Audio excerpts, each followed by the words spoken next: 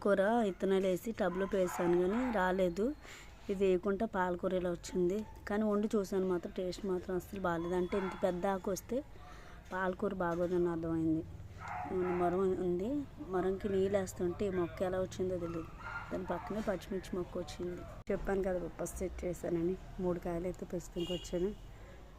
కాయలు అయితే చాలా బాగున్నాయి. ఎప్పుడు ముగ్గుతాయి కూడా తెలియదు, కానీ మేమైతే చూస్తాం ఎప్పుడు ముగ్గుతాయి అనేసి. మామూలుగా చెట్టు అంటే ఇది ఎలా వచ్చిందో తెలీదు, రావడం అయితే వచ్చింది. చెట్లు మాత్రం ఇప్పుడు చాలాసార్లు కోసాను కూడా. చిన్న చెట్టు అయినా బాగా వచ్చినాయి. ఈ సిగిరిలు మొత్తం మా కుందేలు ఉంది కదా తినేస్తుంది. పచ్చిమిర్చిలు కూడా వదలట్లేదు, అది పచ్చిమిర్చి తినేది. వేసాను, మెంతికూర వచ్చింది కలబంద పక్కనే. మాలు వస్తుందో రాదనుకుని వచ్చినాయి. జూర చెట్టు కూడా ఉంది, కానీ కాయలు మాత్రం ఫుల్గా ఉన్నాయి. అవుతున్నాయి కోద్దాం అనే టైప్లో ఇంగుళ్ళు పిట్టలు అయితే తినేస్తున్నాయి. చాలా వరకు అవే తినేస్తాయి. వేసింది నేను, కష్టం నాది, సుఖం ఉంది. తినడం అయితే చంగుంటుంది. ఆల్రెడీ తిన్నది, నేను చూసుకోలేదు. అయినా నేను కోస్తాననే లోపల తినేస్తున్నాయి కూడా. చాలా ఉన్నాయి చెట్టు నిండా. ఎప్పుడవుతాయో.